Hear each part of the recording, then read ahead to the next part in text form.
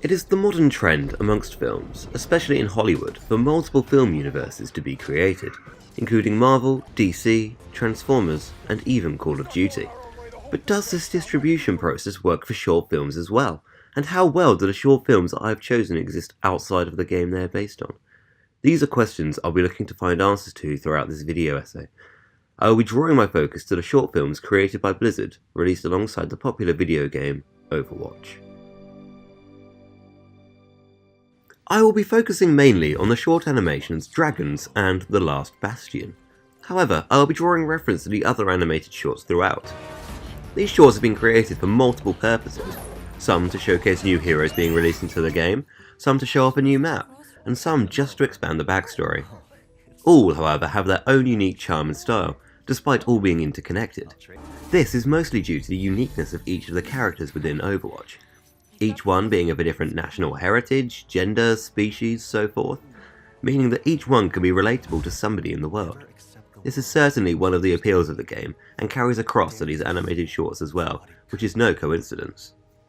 An example of the different styles present can be found in the short Dragons, which explores the relationship between the characters of Hanzo and Genji, two characters playable within the game, but thought only as that. Since of the release of this short, in which it is revealed that they are brothers, it has become evident that the community following the shorts and the game have become more invested in the characters because of this extension of the story. The style this is presented in is very akin to Japanese folklore, due to the two characters being of Japanese origin. The fact that none of the other shorts utilise this storytelling technique shows just how different from each other they are, yet are able to exist in the same universe. Richard Raskin's 5 parameters theory is very applicable to each of the Overwatch shorts, in particular the consistency surprise parameter. This is particularly applicable due to the multimedia nature of the characters, and so all have an emphasis on being consistent across the platforms. In all cases this is achieved very well, each of the characters being completely in line with the personalities derived from the voice lines within the game, as well as their characterization within the comics. One of the most engaging of these short films is The Last Bastion. Focusing on the character of Bastion, an Omnic used in a war in the past, as he wakes up in a picturesque forest surrounded by nature, including a small yellow bird, which is also included in the game. The story shows its discovery of nature and contrasts it with the destructive nature of Bastion's creation. There is no dialogue at all in the short film, relying on the use of sound and music, as well as the visuals to carry the storyline.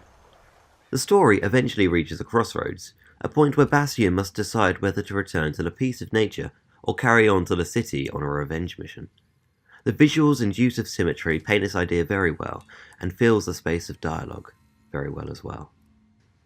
There is an element of these short films that disagree with Raskin's 5 parameters, however, namely the character-object parameter. This is because within each of the short films the emphasis is entirely upon the characters, as they are the main connection between each of the media, and in fact are the main reason for the creation of the shorts. Jeff Chamberlain, the director of the first short, said that, "We realise that Overwatch doesn't have a linear storyline like other games, so we have a precedent for short animations outside the game."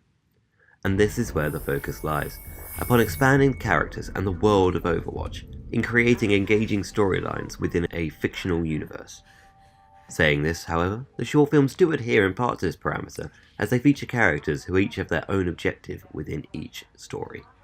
I believe a key element of what makes each of these short films within the collection engaging is that they adhere to Raskin's 5 parameters.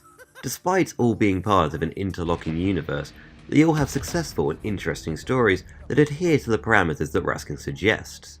Using The Last Bastion as an example of this, it is apparent that this is true.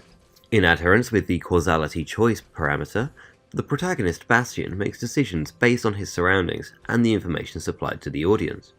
For example, the woodpecker triggering Bastion's defense mode leads onto the yellow bird leaving Bastion. In adherence to the consistency surprise parameter, the character is believable and makes decisions based on its hard coding, and at the end of the short decides against what it has been instructed to do due to its learning of the atmosphere it is within. The consistency also carries across to the other media, in which the character is used as the things that it does, such as turning into a turret, and this is consistent between each piece of multimedia. It also adheres to the image sound parameter in a powerful way. Due to there being no dialogue, the marrying of image and sound within the short film is of direct importance to the narrative. The key sounds are that of the woodpecker, and also of the bird that approaches Bastion, as they represent the two different sides to the character's conscience. In adherence to the character-object parameter, the character of Bastion takes the forefront within the story, as the story is about him and his decision to stick to a peaceful lifestyle rather than a vengeful one. And finally, in adherence to the simplicity-depth parameter, the story is at its core very simple, but when considered within the wider scope of the universe, shaped by the other short films and other media, there is a lot of depth.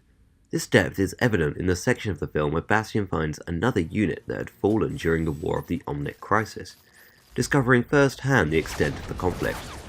Combining this with what the audience can interpret from other short films such as Hero and Recall, it creates a large amount of depth surrounding the character of Bastion.